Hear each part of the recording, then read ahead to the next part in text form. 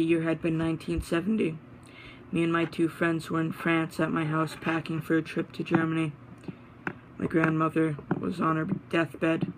I needed to see her. We only packed the bare minimum because we were already going to see her before we heard this troubling news. We had all the belongings. We had all of the belongings we were bringing in the trunk of my Jeep. My house was on the far side of France, away from Germany. It wasn't the first time I drove for hours on end. So we took driving shifts, me having the longest. I drove first. Near the end of my shift, I started hearing a faint static noise, like a television with no cable box. It was unsettling. I stopped the car and shut off the radio. It sounded clear now, but still faint. It was static, but it had a rasp to it. I woke up my two friends, Red and Miles. Miles spoke. Miles spoke with a British voice of his own that sounded as if he was trying too hard to put on an accent. Are we there yet?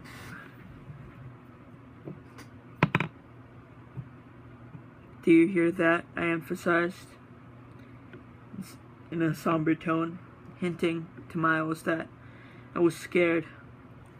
He locked up the window to see a tall creature at least 10 feet tall. We had both glared at it, trying to process what it was.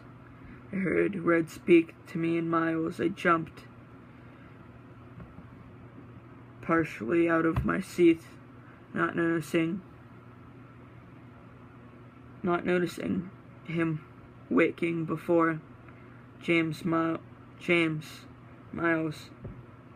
you okay? Look, I told him with the most petrified look on my face.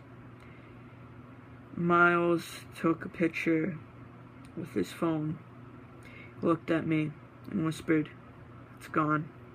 Red was still in shock. I blinked, and it was gone.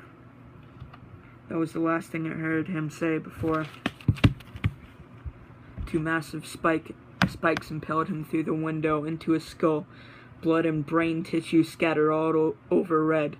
It's kind of ironic. Red glowing eyes pierced color into the car as it lifted from the asphalt road. The back of the car was being ripped in two. The static wasn't static. It was screeching. It was getting louder as me and Red plummeted to the ground. Then everything went blank.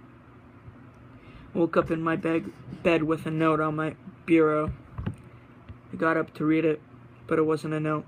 It was that photo Miles took. I looked on the back, August 17th, 1970. The sense that I was being watched occurred. The shivers went down my spine. The back also had another note. It killed your grandmother. Now it's after you. The realization of what is going on terrified me. I wish Miles never took that picture.